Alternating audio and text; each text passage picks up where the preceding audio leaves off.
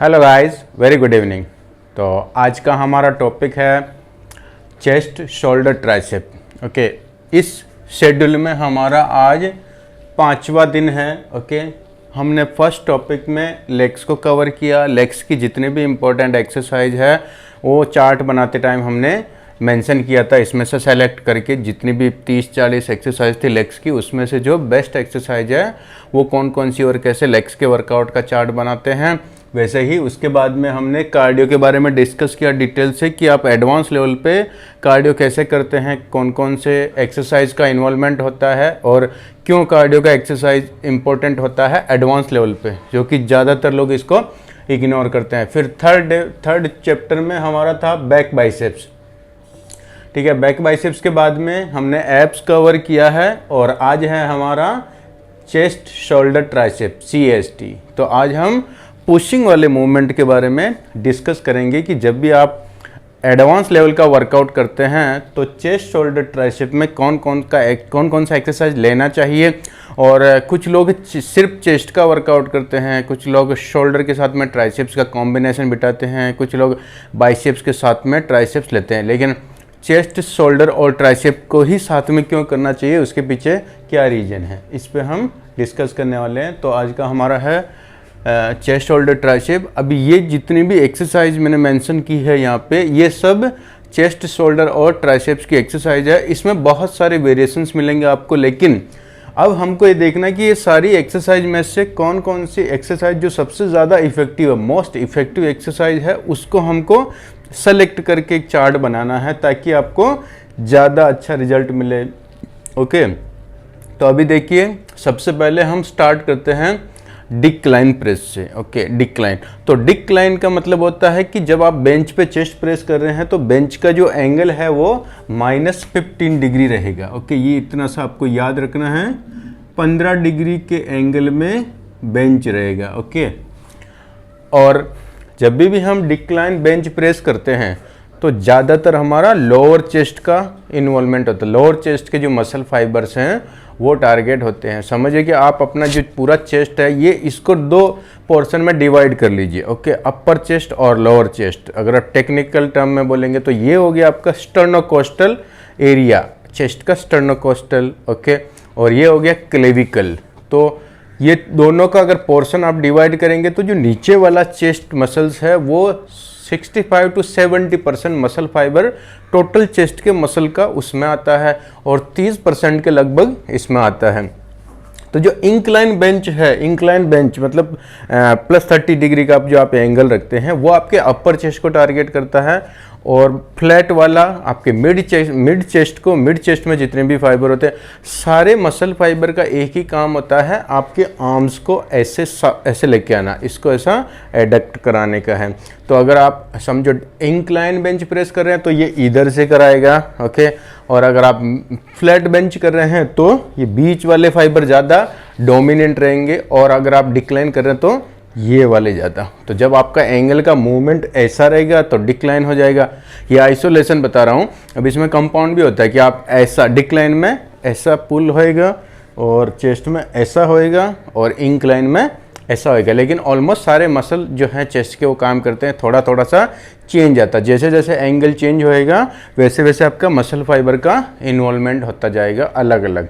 तो जैसे हम ये ओवरहेड प्रेस करते हैं तो ओवरहेड में आपका मेन जो है डेल्टोइड मसल होता है, आगे वाला फ्रंट डेल्टोइड, ये वाला एंटीरियर।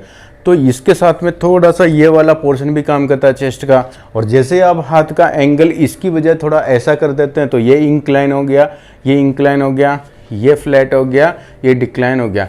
तो ये एक पर्टिकुलर रैंडम एंगल्स हैं जहाँ सबसे ज़्यादा मसल फाइबर काम करते हैं उस पर्टिकुलर एंगल पे। ऐसे तो आप 30 डिग्री को 45 डिग्री भी कर सकते हैं, 50 डिग्री भी कर सकते हैं, ये माइनस को आप -30 भी कर सकते हैं, लेकिन ये स्टडी के ऊपर बेस्ड है कि इतने डिग्री एंगल रहेगा तो ज़्यादा से ज़्यादा मसल का रिक्रूटमेंट होगा उस पर्टिकुलर मोमेंट में। इसलिए हमको इनको फॉलो करना है कि आप डिक्लाइन कर रहे हैं तो 15 डिग्री, फ्लैट 0 डिग्री, फिर इंक्लाइन 30 डिग्री। ओके, आप ऐसे 15 डिग्री में भी कर सकते हैं, लेकिन 30 डिग्री में आपका अपर चेस्ट जो है उसका ज़्यादा से ज़्यादा मसल का इन्वॉल्वमेंट होएगा। फिर एकदम पूरा ऊपर कर दिया तो आपका शोल्डर। इस तरह से ये एंगल चेंज होता है। तो अभी देखिए, चेस्ट, शोल्डर और ट्राइसेप को साथ में क्यों करना चाहिए? क्योंकि जब भी हम चेस्ट करते हैं तब भी आपका शोल्डर काम करता है, ट्राइसेप काम करता है। ओके, अगर आप शोल्डर भी कर रहे हैं तो भी आपका ट्राइसेप्स काम कर रहा है, अगर आप ट्राइसेप कर रहे हैं कंपाउंड मूवमेंट में तो भी आपका ये पुशिंग वाला इन्वॉल्व हो रहा है। तो इस तरह से कोई भी मूवमेंट करते हैं, कोई भी टास्क कंप्लीट करते हैं तो उसमें एक पर्टिकुलर मसल ग्रुप या मसल ग्रुप्स काम करता है, ऐसा एक सिंगल मसल काम नहीं करता है। इसीलिए जब भी हम कोई भी टास्क कंप्लीट कर रहे हैं तो ये या पुलिंग कर रहे हैं, आप पुलिंग कर रहे हैं, पुशिंग कर रहे हैं, उसमें पूरा मसल ग्रुप मिलके काम करता है। तो हम जब ट्रेनिंग करते हैं तो ट्रेनिंग में उसी मसल ग्रुप को उसी टाइम पे ट्रेन करना चाहिए ताकि आगे जाके उसका ओवर ट्रेनिंग नहीं हो।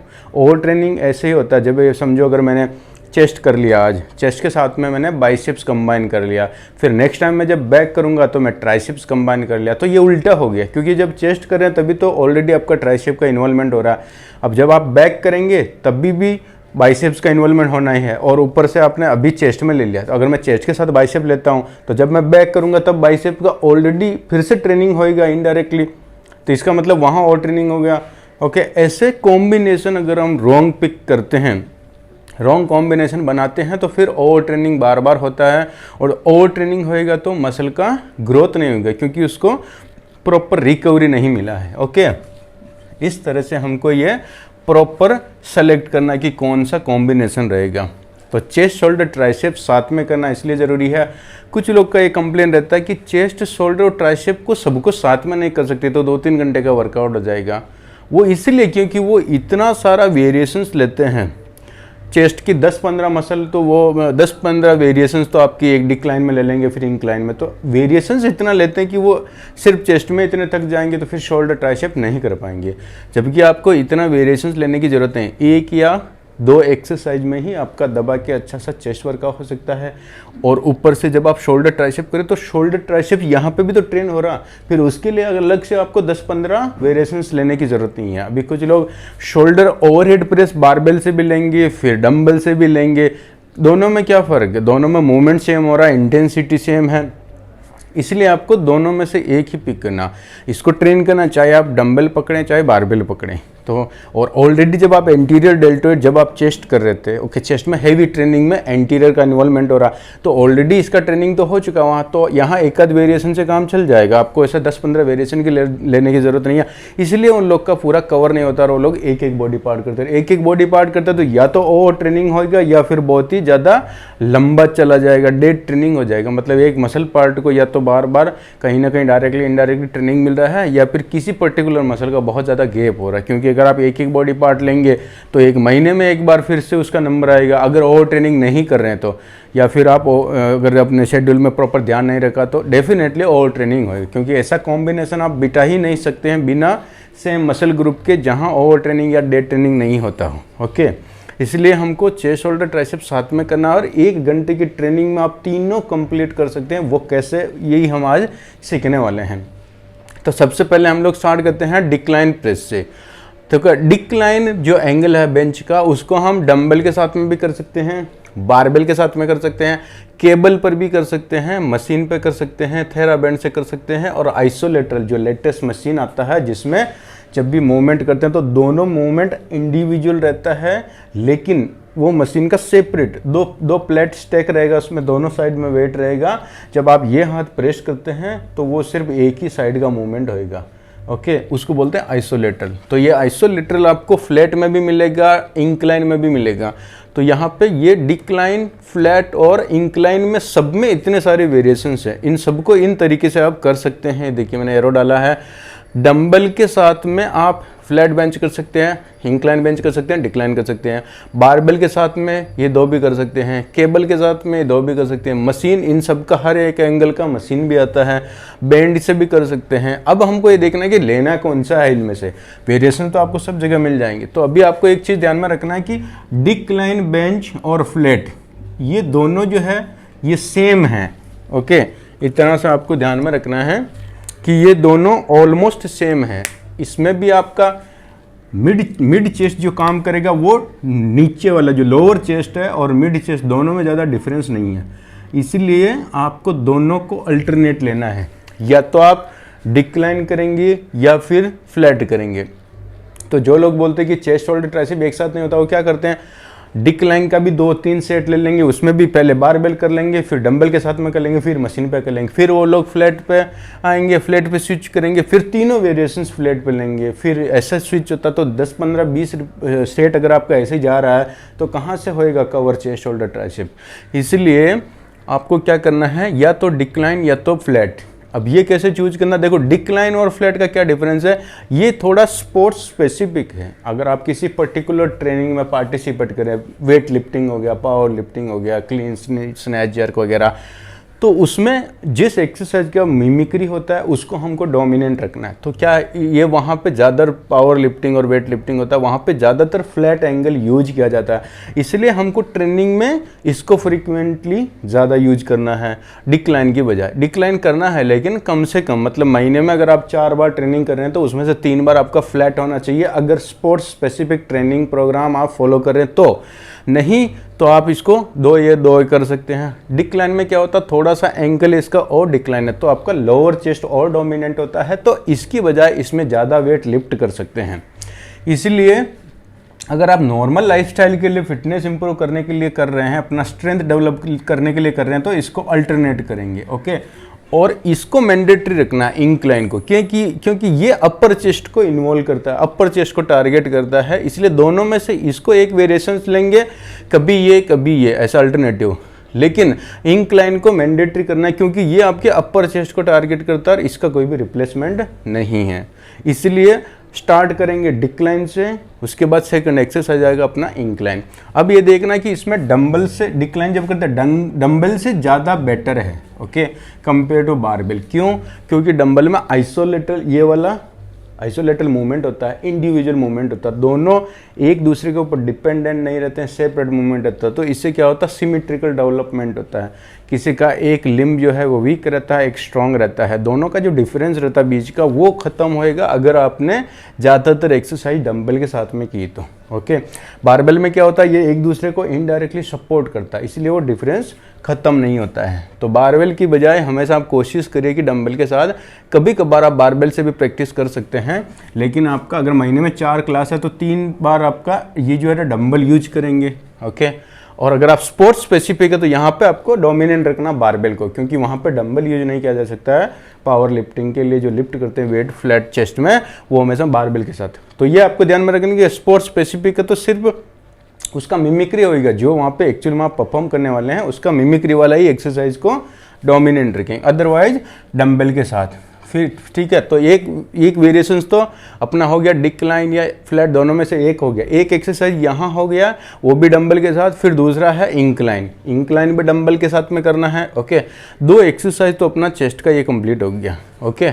अब ये जो इंक्लाइन है इसको भी आप ये सारे वेरिएशंस के साथ में कर सकते हैं। अब ये ध्यान रखिए, देखो मशीन पे आपको नहीं करना है क्योंकि ये सपोर्टेड है और ये इसमें बैलेंसिंग नहीं होता। जब आप ये वाला डंबल के साथ में डिक्लाइन या चेस्ट या इंक्लाइन जो भी एंगल करें तो इसमें क्या है, डंबल शोल्डर का जो स्टेबिलिटी है उसको चैलेंज मिलता है। मशीन में क्या होता है, मशीन में एक पाथवे फिक्स है, तो इसमें क्या है ना, सिर्फ धक्का मारना रहेगा आपको, ये बैलेंस वाला नहीं। आपने देखा रहेगा जब हम बेंच पे लेट के डंबल पकड़ते तो पूरा इधर उधर जा रहा, डंबल स्टेबल करना मुश्किल होता है जब नया नया हम एक्सरसाइज सीख रहे होते हैं तो।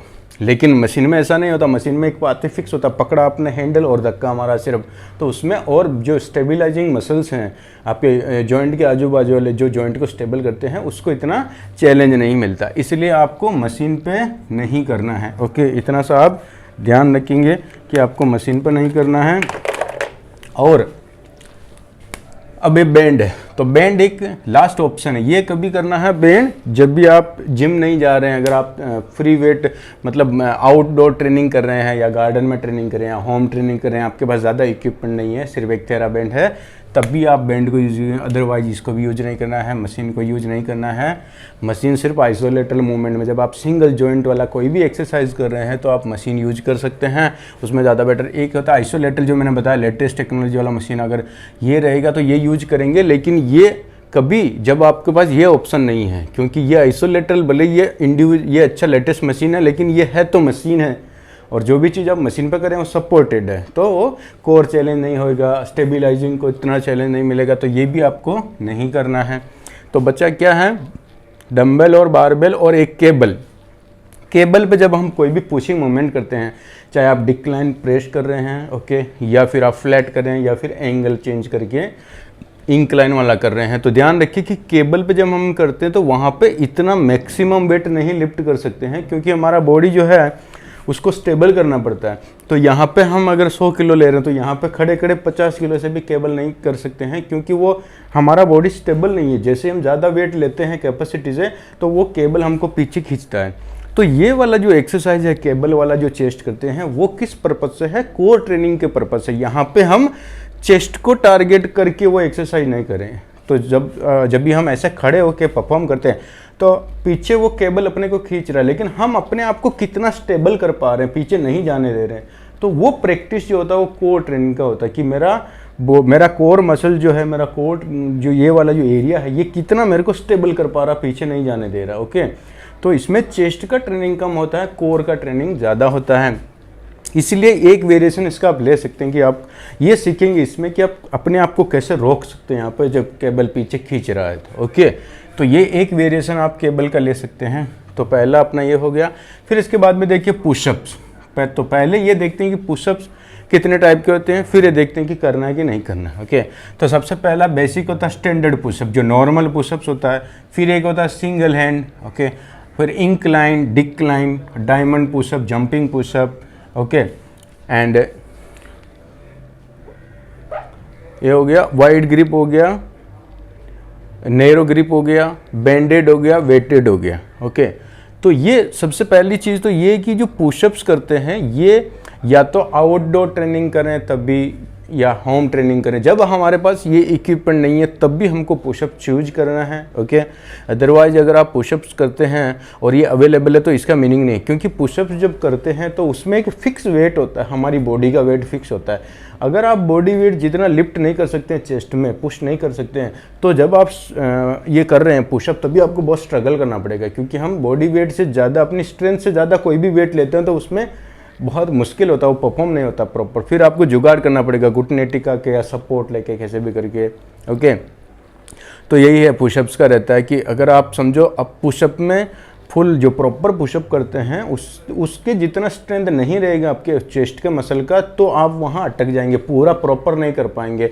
और अगर आप पूरा कर रहे हैं और ज़्यादा मतलब 10 रिपीट्स मार, आपका स्ट्रेंथ बहुत अच्छा है, तो पुशअप्स आपके लिए फिर लाइट हो गया है। क्योंकि अगर मैं 20, 30, 40 पुशअप मार सकता हूँ, इसका मतलब मेरा चेस्ट मसल बहुत स्ट्रांग है, पुशअप्स के लिए नहीं है। फिर मेरे को क्या करना, ये ऑप्शन ढूंढना कि इसमें मैं और अच्छे से ट्रेन कर सकता हूँ। अगर मैं 10 रिपीटेशन यहाँ पे पुशअप से 10 या 20, 30 रिपीटेशन पुशअप पे मारा, इसका मतलब मैं यहाँ पे 50, 60, 70 किलो भी मार सकता हूँ टोटल वेट। तो मैं फिर ये यहाँ पे टाइम पास क्यों करूँगा, राइट। तो ऐसा आपको ध्यान में रखना है कि पुशअप्स जो होता है, या तो जिम अवेलेबल नहीं है, सुविधा नहीं है, तभी आप ऐसे आउटडोर ट्रेनिंग या होम ट्रेनिंग के लिए करेंगे। ओके, फिर इसमें जब आपको ये करना है घर पे या बाहर तो किसी भी, तो इसमें सबसे अच्छा चूज करने के लिए नॉर्मल पुशअप्स लेंगे। नॉर्मल पुशअप्स में जब आपके पास समझो 10 पुशअप्स आप इजीली मार सकते हैं, तब ये सिंगल हैंड वाला ट्राई नहीं करना, क्योंकि ये इंजरी ओरिएंटेड होता है। ये सब फैंसी पुशअप्स है, लेकिन इसका कुछ भी एडिशनल बेनिफिट नहीं है। पोस्चर प्रॉपर नहीं रहेगा, एक शोल्डर जॉइंट पर ज़्यादा आएगा, कहीं ना कहीं चीटिंग होएगा। तो ये फैंसी वर्कआउट यूट्यूब का है, इसको आपको नहीं करना है, ध्यान में रखिएगा, ठीक है। और ये जो है इंक्लाइन और डिक्लाइन, ओके, ये एंगल चेंज करेंगे। अभी देखो यहाँ पे अगर आपका नॉर्मल पुशअप्स जा रहा 10 रिपीटेशन, ठीक है, तो आपको फिर ये इंक्लाइन करने की ज़रूरत नहीं है, क्योंकि ये और भी इजी हो जाएगा। ओके, फिर आपको डिक्लाइन करना है। Okay, decline pushups. तो डिक्लाइन में क्या होएगा, आप पैर को थोड़ा सा चेंज करें, पैरों की वजह से एंगल चेंज कर देंगे। ये दोनों में आपको एंगल चेंज करना पड़ेगा, पैर को ऊपर नीचे रखना पड़ेगा, वो चेंज होएगा थोड़ा सा।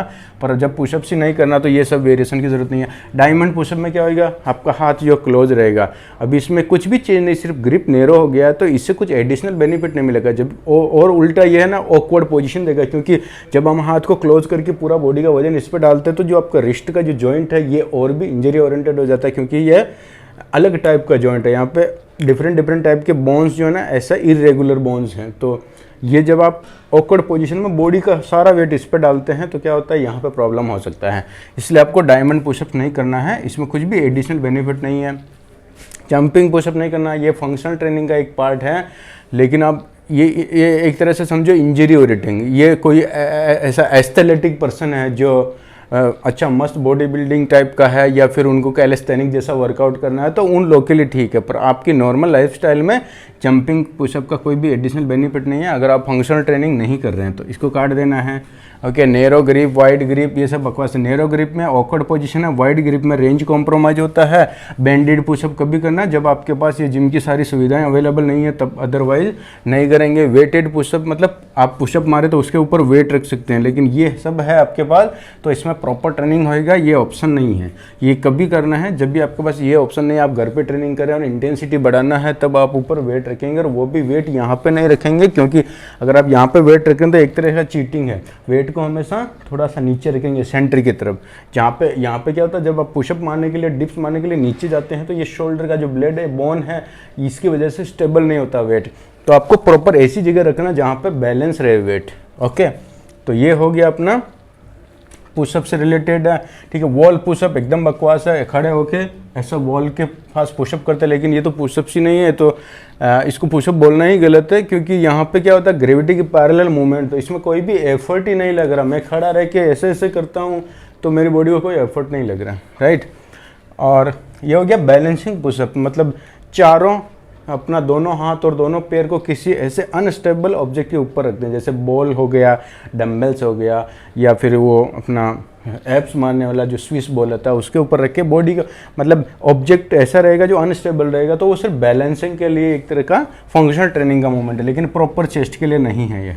ओके, अपसाइड डाउन पुशअप जो आपने देखा क्रॉस ट्रेनिंग में करते हैं लोग, पैर दीवार के सहारे उल्टे खड़े होके अपना हेड स्टैंड करते हैं वैसा पोजीशन में और अप डाउन करते हैं। तो ये एक्चुअली जो इंटीरियर डेल्टोइड को टारगेट करता है, चेस्ट के मसल को नहीं, और ये बहुत ही डिफिकल्ट है। ये सिर्फ एकदम एथलेट लेवल के जो लोग हैं वो लोग कर सकते हैं अगर उनका ट्रेनिंग में वैसा सेम इंक्लूड है शेड्यूल, तो अदरवाइज ये हमारे लिए नहीं है। तो इतना सा आपको ध्यान में रखना है कि ये सारी चीज़ें हटा के आपको किस पर फोकस करना है। डिक्लाइन बेंच हो गया, फ्लैट बेंच हो गया, इंक्लाइन बेंच हो गया। अब ये फ्लाई, तो फ्लाई में क्या हो रहा है, फ्लाई को आप मशीन से कर सकते हैं, केबल पे कर सकते हैं, बैंड के थ्रू कर सकते हैं, डंबल से कर सकते हैं, TRX बेल से कर सकते हो। सिंगल हैंड नहीं करना है क्योंकि ये चीटिंग होता है, मूवमेंट प्रॉपर नहीं है। आप ऐसे एक हाथ को लेके जाते हैं, पूरा बॉडी ऐसे घूम के आता है। ओके, या फिर ऐसा मशीन रहेगा पैकडेक फ्लाई जो एक्चुअल में आइसोलेटल मूवमेंट है। आइसोलेटल मशीन आता है जिसमें आपने अगर एक हाथ ऐसे खींचा तो एक ही साइड का वेट ऊपर जाएगा, दूसरा खींचा तो वो इंडिविजुअल काम करता है, तो वहाँ पे आप ट्राई कर सकते हैं।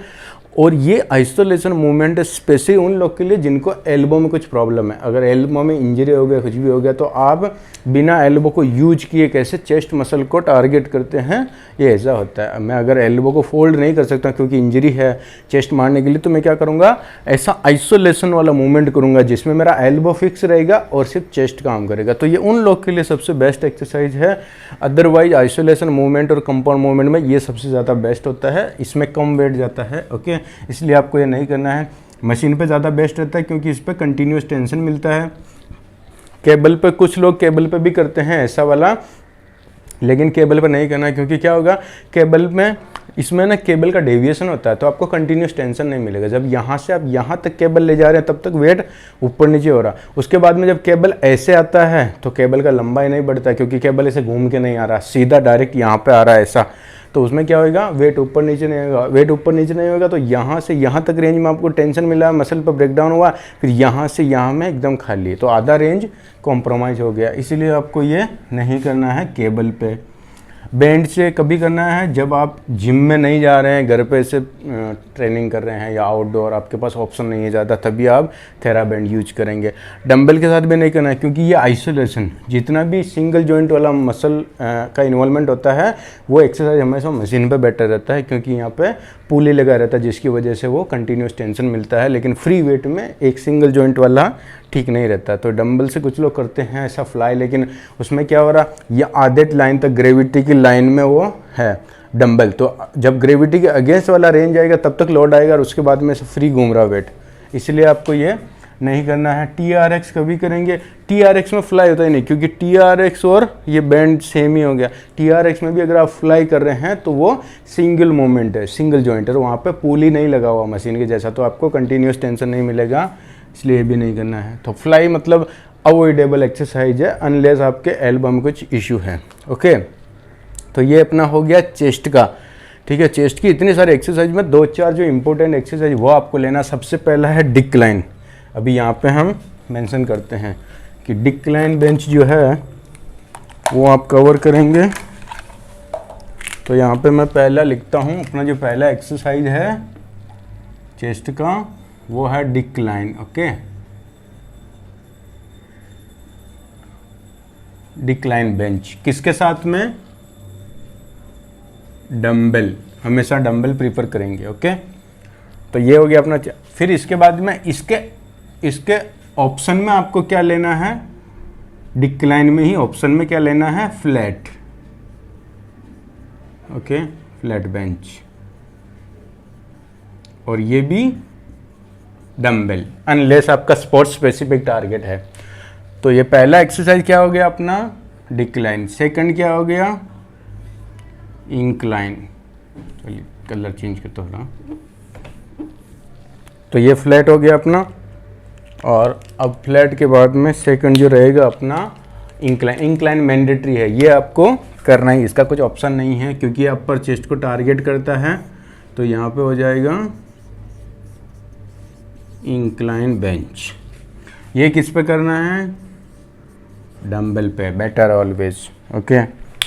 ये हो गया अपना डिक्लाइन हो गया, इंक्लाइन हो गया। फिर उसके बाद में जो वेरिएशन लेने वाले हैं, अगर आप फ्लाई कर रहे हैं, ओके, इन दोनों में से एक चूज कर लीजिए, पुशअप्स और फ्लाई में से। क्योंकि अभी आप यहाँ पे इतना थक गए हैं तो यहाँ पे एक आइसोलेशन मूवमेंट ले सकते हैं कोई भी, पर मैं सजेस्ट करूँगा कि हमेशा आप केबल ट्राई कीजिए, ओके।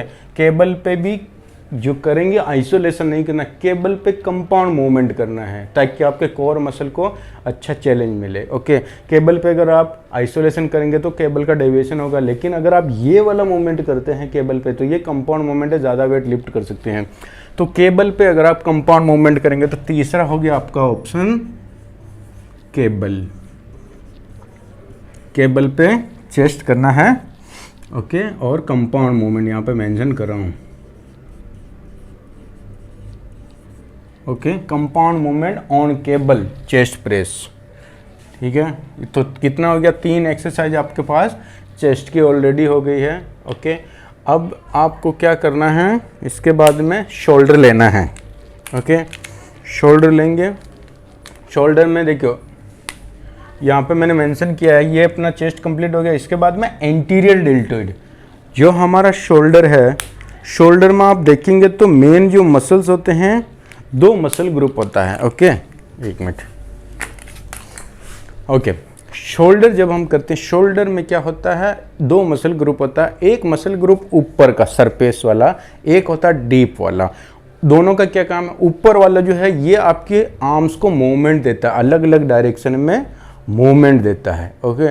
और जो डीप वाला मसल ग्रुप है उसका काम है आपकी इस आर्म्स को बॉडी में घुसेड़ के ऐसे होल्ड करके रखेगा, जॉइंट को होल्ड करके, आपका ये जो बोन है ह्यूमरस बोन को इसमें ऐसा होल्ड करके रखता है, उसका ये फंक्शन है, ओके। डीप मसल जो है उसका काम है शोल्डर जॉइंट को स्टेबल करना, ओके, स्टेबलाइज करना, और ऊपर वाला जो उसका मूवमेंट देना। अब ऊपर वाले में 3 मसल होते हैं, ओके। आगे वाला एंटीरियर डेल्टोइड, बीच वाला मिडिल डेल्टोइड, और पीछे वाला रियर डेल्टोइड।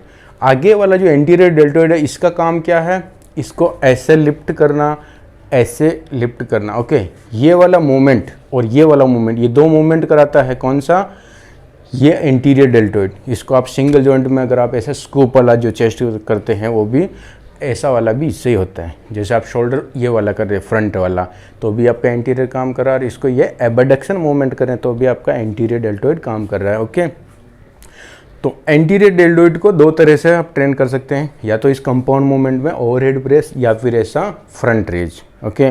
फिर मिडिल डेल्टोइड, इसका एक ही ऑप्शन है, ऐसा साइड से उठाना।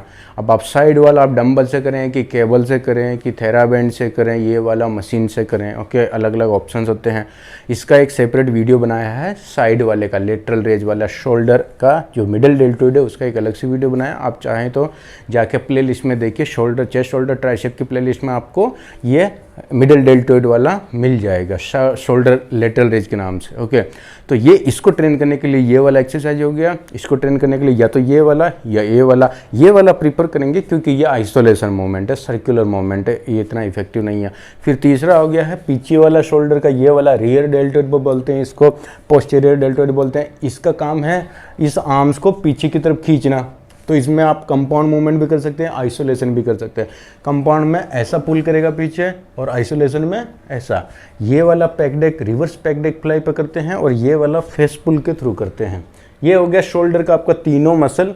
ओके, ये जो डेल्टोइड ग्रुप है आगे साइड में और पीछे। अब इसके नीचे एकदम बॉटम में जो एक मसल ग्रुप है वो उसका क्या काम है, ये हड्डी है, इस हड्डी को इस जॉइंट में घुसेड़ के ऐसे फंसा के रखेगा।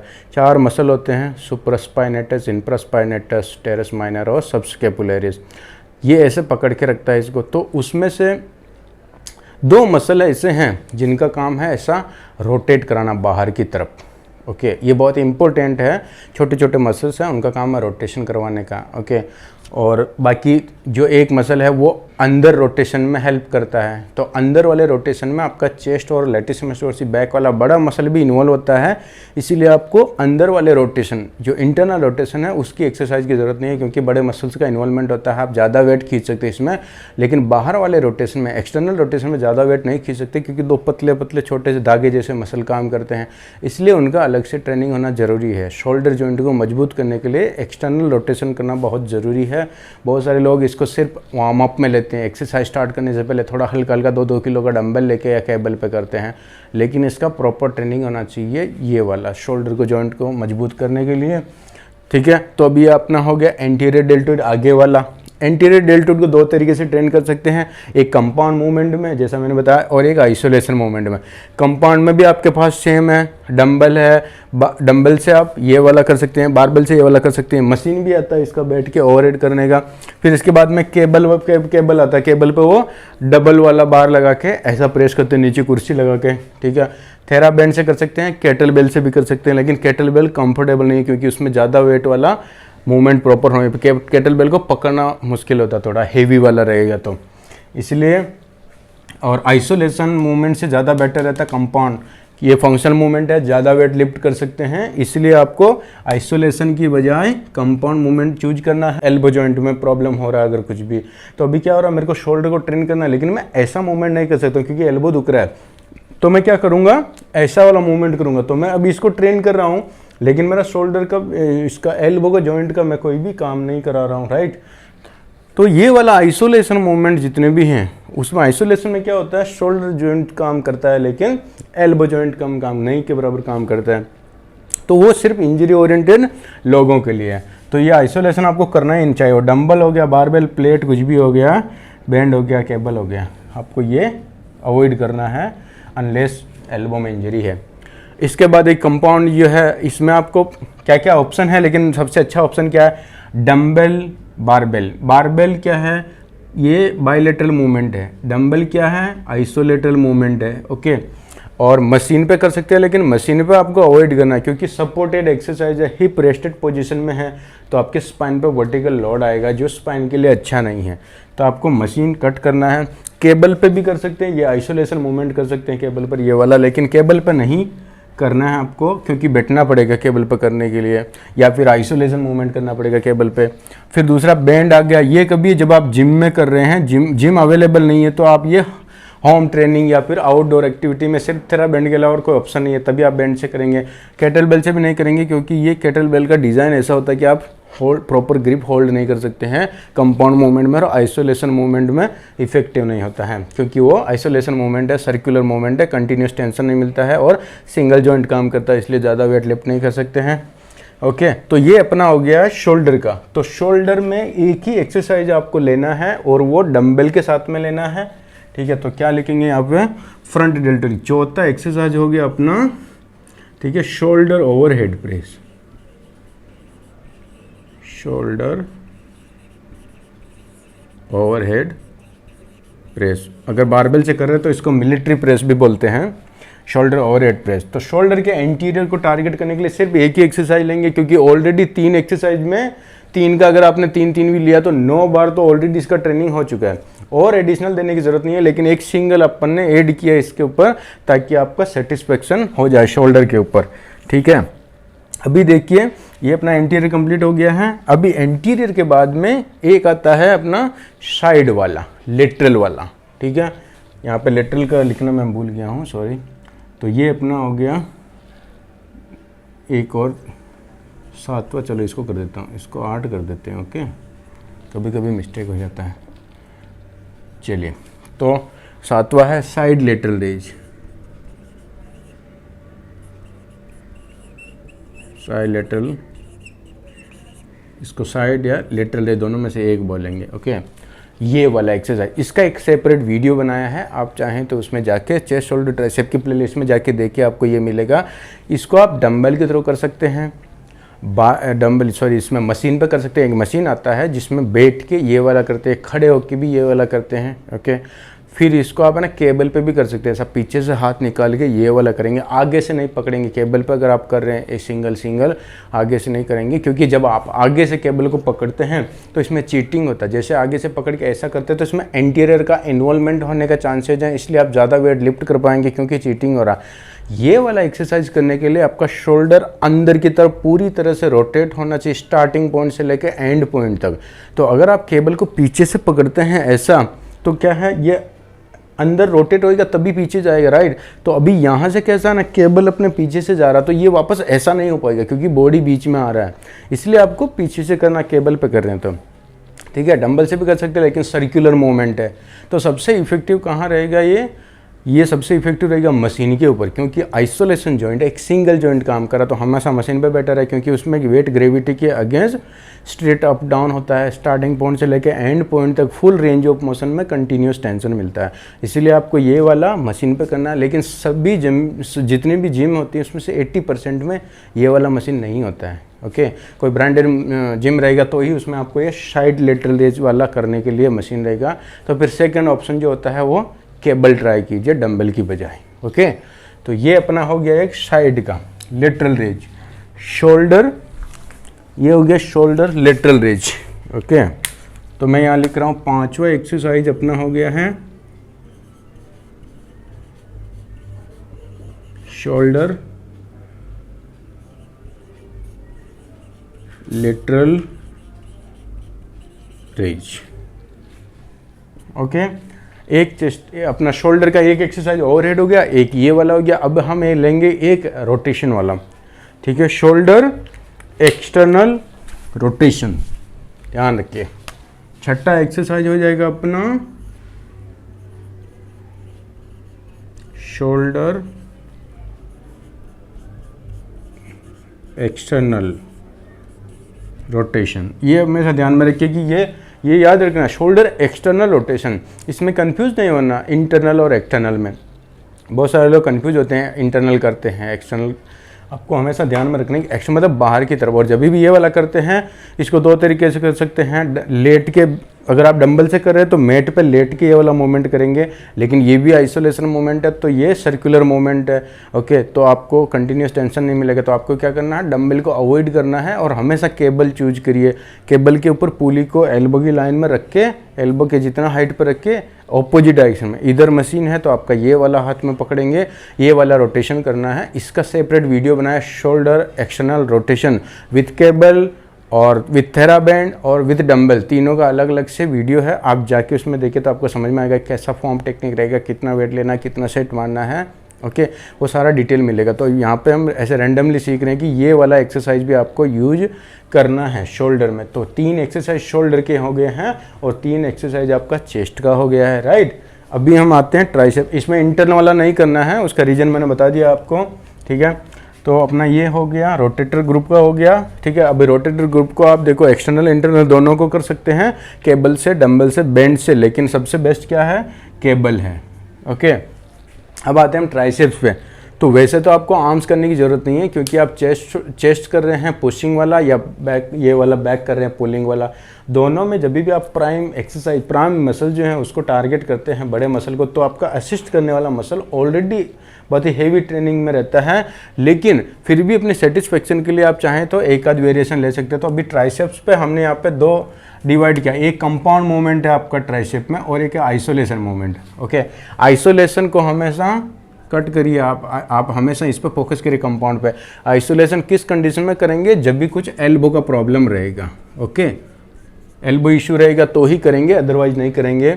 ठीक है, अभी ये देखो इनमें क्या कर सकते हैं, डबल बार डीप, एक ये डबल बार डीप आता है। फिर उसके बाद में मशीन, ये वाला एक मशीन भी आता है ट्राइसेप का कंपाउंड मूवमेंट में।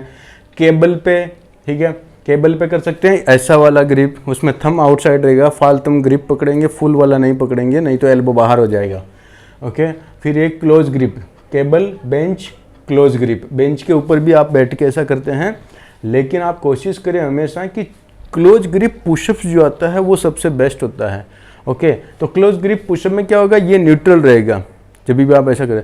और बाकी एक्सरसाइज जब कंपाउंड करते हो तो ये हाथ, ये शोल्डर पीछे खींचा रहता है, तो ये थोड़ा ऑकवर्ड पोजीशन है। ये देखो पूरा है कि हाइपर एक्सटेंशन हो रहा है इसका शोल्डर का, तो आपको क्या करना है, ये पोजीशन जो है ये खींचने के बजाय ऐसा होना चाहिए। फिर आप कोई भी एक्सरसाइज इसमें करें तो या तो केबल पे ऐसा वाला करेंगे या फिर क्या करेंगे, क्लोज ग्रिप पुशअप, जिसमें आपका इतना एक दूसरे के पैरेलल रहेगा हाथ, और ये पुशअप्स करेंगे। क्लोज ग्रिप का मतलब ये नहीं कि आप डायमंड पुशअप बना के, ग्रिप क्लोज नहीं आना चाहिए, ये एल्बो क्लोज आना चाहिए। क्लोज ग्रिप पुशअप्स का मतलब होता है एल्बो क्लोज, ग्रिप इतना ही रहेगा, शोल्डर ये हाथ, दोनों हाथ के बीच का गैप इतना ही रहेगा। ओके, तो इस तरह से ये ट्राइसेप्स का आपका हो गया।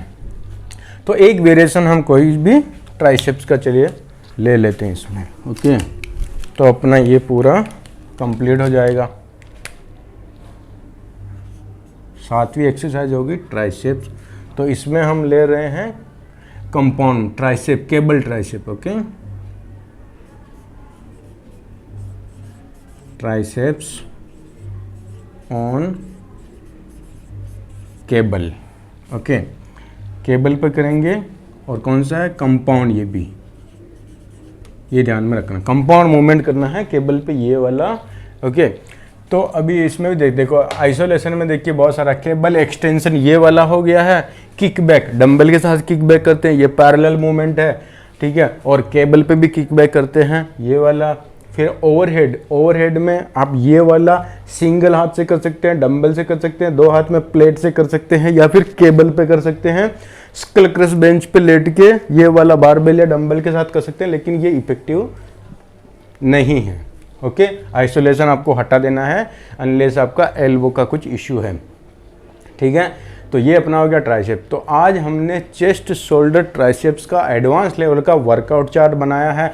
इतनी सारी दुनिया भर की एक्सरसाइज, कम से कम 30-40 एक्सरसाइज रहेगी, उसमें से हमने कितना सेलेक्ट किया, सिर्फ 7 एक्सरसाइज। आप सोचिए 7 एक्सरसाइज को आप 1 घंटे के अंदर अंदर निपटा सकते हैं, वो भी बहुत ही हाई इंटेंसिटी के साथ में, और आपने चेस्ट शोल्डर ट्राइसेप तीनों को अच्छे से ट्रेन कर सकते हैं।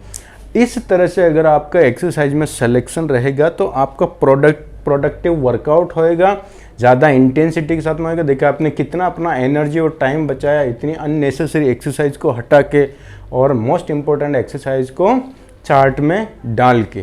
तो हमेशा जब भी आप कोई भी एक्सरसाइज करते हैं, कोई भी मसल ग्रुप का, चाहे पुलिंग हो गया, पुशिंग हो गया, लोअर बॉडी हो गया, कोर ट्रेनिंग हो गया, फंक्शनल ट्रेनिंग हो गया, इस तरह से आपको एक्सरसाइज सेलेक्ट करना है। अभी देखते हैं इसका सेट कितना, रेपिटेशंस आप देख रहे हैं 10 to 15 एरिया। तो 10 to 15 मतलब कभी आप एक बार सेशन करते हैं, पूरा साइकिल चलाते हैं सारा मसल ग्रुप का, तो एक बार आप 10 रिपीटेशन ले लीजिए, नेक्स्ट टाइम 12 ले लीजिए, फिर 15 ले लीजिए, ऐसा आप चेंज कर सकते हैं, आपके ऊपर है। ठीक है, अब सेट कितना रहेगा ये आपको ध्यान में रखना है कि डिक्लाइन बेंच का आपको लेना है 5 सेट। ठीक है, फ्लैट या डिक्लाइन दोनों ऑप्शन है, एक दोनों में से कोई भी एक चूज करना है, इसको अल्टरनेट घुमाएंगे आप। ओके, फिर सेकंड है आपका इंक्लाइन। ओके, इंक्लाइन का भी 5 सेट लेना है, केबल का आप 3 सेट ले लीजिए, तो 5 5 10 और 13 सेट तो आपका चेस्ट का हो गया है। फिर शोल्डर ओवरहेड प्रेस ऑलरेडी यहाँ पर ट्रेन हो गया, लेकिन फिर भी आपको लेना है तो 3 सेट इसका ले लीजिए। ये इंपॉर्टेंट है, ये मोस्ट इंपॉर्टेंट है, इसका ध्यान रखना, क्योंकि ये कहीं पे भी डायरेक्टली इनडायरेक्टली इन्वॉल्व नहीं आता है। इसका सेपरेट एक्सरसाइज करना है, कम से कम इसका 6 सेट आपको लेना है। ओके, ये वैसा ही जैसे लेग कर्ल होता है, क्वाड्रिसेप और ग्लूट्स को ट्रेन करने के लिए दुनिया भर की एक्सरसाइज है, लेकिन हैमस्ट्रिंग को ट्रेन करने के लिए सिर्फ एक leg curl, seated leg curl होता है, जो प्रॉपरली हैमस्ट्रिंग को डायरेक्टली ट्रेन करते हैं उससे, तो उसका भी ज़्यादा सेट लेते हैं हैमस्ट्रिंग का। दुनिया भर का एक्सरसाइज एक तरफ लेग्स का और लेग कर्ल एक तरफ, इसी प्रकार से शोल्डर में भी जो लेटरल रेज है इसका आप ज़्यादा वेरिएशंस लेंगे, ठीक है, कि ये शोल्डर लेटरल रेज करना है और ये इसका 6 सेट लेना है। शोल्डर एक्सटर्नल रोटेशन का आप 3 सेट ले लीजिए, ओके, और ट्राइसेप्स का कोई भी 3 सेट ले लीजिए, ओके। इस तरह से टोटल कितना हो गया, 5 5 10 और 3 13 और 3 16 और 6 22 और 3 25 और 3 28 एक्सरसाइज 28 सेट आपके ऑलरेडी टोटल हो गए, तो आप 1 घंटे के अंदर ख़त्म कर सकते हैं, ओके गाइज। तो ये अपना हो गया है चेस्ट शोल्डर ट्राइसेप। पहले दिन हमने किया था लेग्स, सेकंड डे कार्डियो करेंगे। तो जब भी आप एडवांस लेवल का वर्कआउट स्टार्ट करते हैं, अपना चार्ट फॉलो करते हैं, तो आप ये पूरा ट्रैक रखें, हर चीज़ का ट्रैक रखिए कि आपका रेस्टिंग हार्ट रेट कितना है, कितना रिपीटेशन जा रहा, कितना पाउंडेज जा रहा। आपको हर एक चीज़ को ट्रैक करना, तभी आपको मालूम पड़ेगा कि आपका स्ट्रेंथ बढ़ रहा है कि नहीं बढ़ रहा, स्टेमिना बढ़ रहा है कि नहीं बढ़ रहा। सारी चीज़ें आपको रिकॉर्ड में रखना है, चार्ट बना के रखिए। हर महीने का आपका जो प्रोग्रेस कार्ड है उसमें मार्किंग करते रहिए, ठीक है। तो पहले दिन हम लेग्स करेंगे, फिर जब आपका लेग्स कंप्लीट हो गया, लेग्स में क्या क्या एक्सरसाइज है, कितना सेट मारना, कितना रिपीटेशन लेना, ये हमने चार्ट बनाया तभी देखा था। आप हर एक एक्सरसाइज का एक एक वीडियो देख के फिर आप खुद अपना एक्सरसाइज चार्ट बनाए और उसको 1 महीना 2 महीना फॉलो करिए। और जो आप पहले इतने टाइम से फॉलो करते, साल 2 साल से, उसको और इसको मैच कराए कि आपने जो साल भर में 2 साल में जो प्रोग्रेस किया, अगर आपको 3 महीने में सेम उतना ही प्रोग्रेस मिल रहा है, इसका मतलब ये आपके लिए एकदम परफेक्ट चार्ट है, ओके। इस तरह से। और सेकंड डे में आपको कार्डियो करना, कार्डियो कभी भी स्किप नहीं करना, बहुत ही इंपॉर्टेंट एक्सरसाइज है और इसके सारे इंपॉर्टेंस मैंने आपको उस लेक्चर में समझाया है। तो कार्डियो करेंगे 60 मिनट तक का, हार्ट रेट को ट्रैक करना है, और ठीक है। फिर इसके बाद में थर्ड डे आएगा, उसमें आपको बैक बाइसेप्स करना है। अब इसमें देखिए ये बैक बाइसेप्स है, इसको आप रिप्लेस कर सकते हैं CST से, ओके, आपके ऊपर है। आप चाहें तो इसको CST यहाँ कर सकते हैं और बैक बाइसेप यहाँ कर सकते हैं, ओके, ऐसा भी कर सकते हैं। उससे कुछ भी ज़्यादा डिफरेंस फ़र्क नहीं पड़ेगा। एक्चुअली ये और ज़्यादा इफेक्टिव है अगर आप, क्योंकि लेग्स करने के बाद में थोड़ा सा शोरनेस रहता है लोअर बॉडी में, तो आप बीच में अगर यहाँ पर डाल देंगे बैक बाइसेप की जगह चेस्ट शोल्डर ट्राइसेप, तो क्या होगा, बैक बाइसेप यहाँ जाएगा, तो लेग्स और बैक बाइसेप के बीच में आपको 2 दिन मिल रहा, 3 दिन मिल रहा रेस्ट करने के लिए, अच्छा रिकवरी होगा। फिर जब यहाँ पे बैक बाइसेप करेंगे तो आपको एक कार्डियो मिल रहा है, एक रेस्ट का पूरा दिन मिल रहा है, तो फिर आप लेग्स जब करेंगे तो और इजी हो जाएगा। इस तरह से आप थोड़ा सा चेंज कर सकते हैं। तो ये अपना 7 दिन का वर्कआउट हो गया, लेग्स हो गया, कार्डियो, बैक बाइसेप, एब्स और चेस्ट शोल्डर ट्राइसेप, फिर से एक बार कार्डियो। अब ये कार्डियो अल्टरनेट कैसे, पिछली बार अगर आपने मशीनरी यूज किया जिम में, ट्रेडमिल, क्रॉस ट्रेनर वगैरह, तो इस बार या तो स्विमिंग कर लेंगे या तो कोई भी स्पोर्ट्स एक्टिविटी कर सकते हैं, राइट। 1 दिन का प्रॉपर रेस्ट देना CNS के सेंट्रल नर्वस सिस्टम के लिए, ये रेस्ट बहुत ज़रूरी है, क्योंकि पूरा 5-6 दिन का ट्रेनिंग करके बहुत टायर्ड हो जाता है, तो आपको थोड़ा इसको भी ब्रेक देना है, ओके। ये अपना कंप्लीट हो गया है। इसमें आपको स्पेशल पर्पस ध्यान रखना, किसी को भी अगर हेल्थ इशू है तो ये फॉलो नहीं करेंगे। बहुत ज़्यादा ओल्ड एज वाले लोग हैं, 70+, 60+ से ऊपर से भी, तो भी उनको ये ध्यान में रखना कि पूरा देख रेख में वर्कआउट करना है। छोटे बच्चों को ध्यान में रखना है, प्रेग्नेंट लेडी हो गया, ओके, ये सब चीज़ें ध्यान में रखनी। तो ये नॉर्मल लाइफस्टाइल वाले लोगों के लिए बनाया है। फिर भी आप अपना खुद का एक बार ब्लड टेस्ट कराए, चालू करने से पहले सारा ब्लड रिपोर्ट आपके पास, अपनी हेल्थ की एक फाइल होनी चाहिए, कंप्लीट फाइल। हर 3-4 महीने में बेसिक टेस्ट करवाइए और अपना हार्मोनल बैलेंस चेक करते रहिए कि उसमें कुछ ऊपर नीचे नहीं हो रहा, उसके हिसाब से आप ट्रेनिंग प्रोग्राम करिए। और अपने डॉक्टर से आप एक बार एडवाइस लीजिए कि ये आप कर पाएंगे कि नहीं कर पाएंगे। वो पूरा रिपोर्ट देख के, वो जब तक आपको परमिशन नहीं देंगे तब तक आप ऐसा उठ-पटांग कोई भी हेवी वर्कआउट नहीं करेंगे, ओके गाइज। तो ये अपना एडवांस लेवल कंप्लीट हो गया है। अभी नेक्स्ट चैप्टर से हम सुपर एडवांस लेवल का वर्कआउट प्लान के बारे में ये बात करेंगे। और जब सुपर एडवांस लेवल का मतलब हो गया कि वो इतना एडवांस होता है कि सिर्फ प्रोफेशनल बॉडी बिल्डर लोग या वही लोग करते हैं जो काफ़ी सालों से जिम कर रहे हैं, जिनका बहुत ही अच्छा स्ट्रेंथ और स्टेमिना है, ओके, और अच्छा एक्सपीरियंस है, नॉलेज है, उन लोग के लिए। तो आप लोग भी उनमें से सीखेंगे कि अब जब आप ये 4-5 साल एडवांस लेवल फॉलो कर लिया तो फिर आप और कैसे प्रोग्रेस कर सकते हैं। किसी किसी का एक जगह स्ट्रेंथ स्टक हो जाता है तो आगे प्रोग्रेस नहीं होता, जिसको बोलते हैं ना प्लेटो हो गया, तो उससे कैसे बाहर निकलना है। तो वो एक्सरसाइज में आपको समझेगा कि यहाँ गड़बड़ हो रहा था, इसलिए हम एक सुपर एडवांस लेवल का एक प्रॉपर लेक्चर बनाने वाले हैं। तो नेक्स्ट हमारा वही रहेगा तो ये अपना एडवांस लेवल का कंप्लीट हो गया। इससे पहले इंटरमीडिएट और उससे पहले बिगिनर का था। तो अब आप जिम में जा रहे हैं, आप एक्सरसाइज कर रहे हैं, तो पहले तो आप ये चेक कर लीजिए कि आप बिगिनिंग लेवल पे हैं कि इंटरमीडिएट है कि एडवांस लेवल पे है, कौन सा है। अब तीनों एक्सरसाइज में आप अपना खुद का वर्कआउट चार्ट बना सकते हैं। आपको किसी ट्रेनर पर डिपेंडेंट होने की ज़रूरत नहीं है। आपको पर्सनल ट्रेनर हायर नहीं भी करें तो भी चलेगा, क्योंकि आपको इतना सारा बेसिक नॉलेज हो गया है। जैसे पर्सनल ट्रेनर लोग और जो नॉर्मल ट्रेनर रहते हैं जिम में, जिम इंस्ट्रक्टर रहते हैं, वो कैसे आपका वर्कआउट चार्ट बनाते हैं, इतना तो आपने यहाँ पे सीख लिया खुद से। तो आप अपना खुद का जितना भी नॉलेज आपने गेन किया है उसको यूटिलाइज कीजिए। ऐसे ही जब हमारा ये पूरा कंप्लीट हो जाएगा तो उसके बाद में हम न्यूट्रिशन के ऊपर बात करेंगे कि डाइट प्लान कैसे बनाते हैं, कैसे कस्टमाइज़ करते हैं। इंडिविजुअल हर एक अलग अलग इंसान का कैसा डाइट रहता है, क्या कैलकुलेशन रहता है, कितना प्रोटीन खाना चाहिए, कितना कार्बोहाइड्रेट, कितना फैट रहना चाहिए, सप्लीमेंट लेना चाहिए कि नहीं लेना चाहिए, बहुत सारे क्वेश्चन आएंगे उसमें भी। तो हम एक एक करके सारी चीज़ें डिटेल में डिस्कस करने वाले हैं न्यूट्रिशन से रिलेटेड। ओके, तो ये अपना ख़त्म हो गया। चले गाइज, मिलते हैं नेक्स्ट चैप्टर में। Thank you so much.